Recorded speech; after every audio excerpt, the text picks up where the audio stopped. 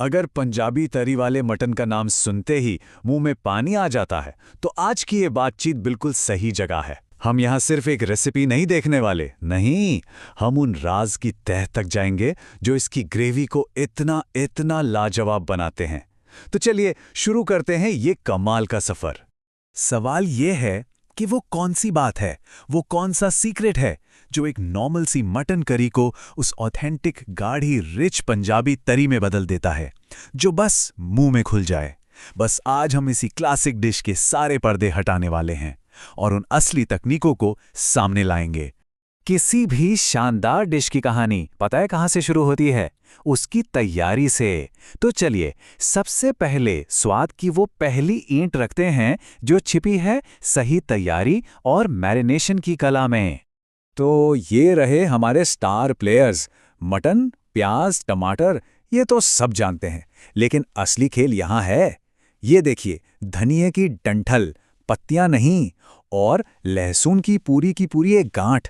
यकीन मानिए यही वो छोटी छोटी बातें हैं ना जो इस डिश को बस अच्छा से यादगार बना देती हैं। और अब आता है वो स्टेप जो सबसे ज्यादा जरूरी है, मैरिनेशन। असली मैजिक यहीं पर होता है।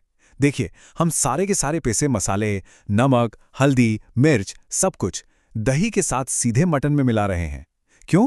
क्योंकि यही वो तरीका है जो मसालों को मटन की अंदर तक एक एक रेशे तक पहुंचाता है, और यही चीज ग्रेवी को वो कमाल की डेप्थ, वो गहराई देती है।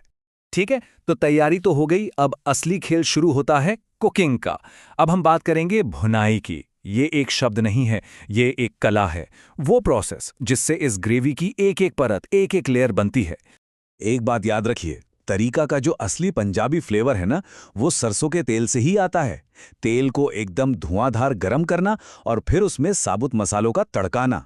बस स्वाद की पूरी कहानी की शुरुआत यहीं से होती है। अच्छा, घर पर खाना बनाते वक्त हम सब एक बहुत ही आम गलती करते हैं, खास तौर पर प्याज भूनते समय। सोचिए जरा, वो क्या हो सकती है? चलिए मैं बताता हूं। ये रहा वो सीक्रेट। प्याज को कभी भी सुनहरा गोल्डन ब्राउन नहीं करना है, नहीं, उसे बस तब तक पकाना है जब तक वो नरम और ट्रांसपेरेंट ना हो जाए। फर्क क्या है? फर्क ये है कि ऐसा करने से प्याज ग्रेवी में पूरी तरह घुल जाएगा और उसे गाढ़ा बनाएगा। वो ग्रेवी में अलग से तैरेगा नहीं।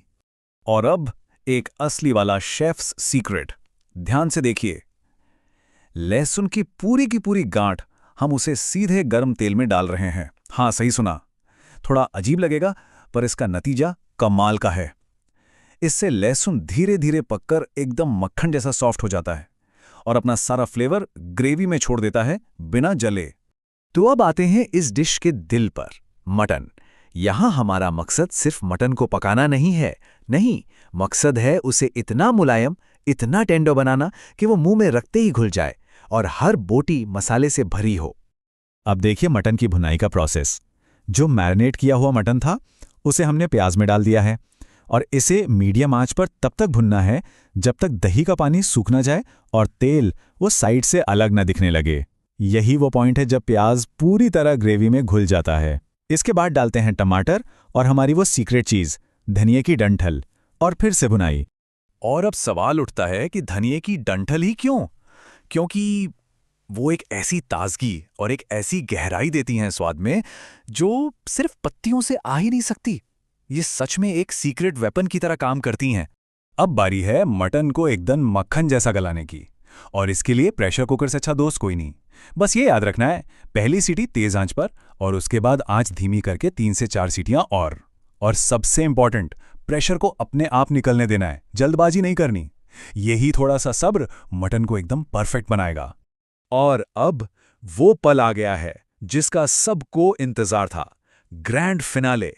अब हम देखेंगे कि ये जो पका हुआ मटन है, ये आखिर उस शानदार गाढ़ी तरी वाली डिश में बदलता कैसे है। सबसे पहले जरा ये समझते हैं कि ये तरी आखिर है क्या। तरी असल में ग्रेवी की वो सबसे ऊपर वाली रिच, फ्लेवरफुल और थोड़ी ऑयली लेयर होती है। इस डिश का नाम ही तरी वाला मटन है, तो आप समझ सकते हैं कि ये कितनी जरूरी है।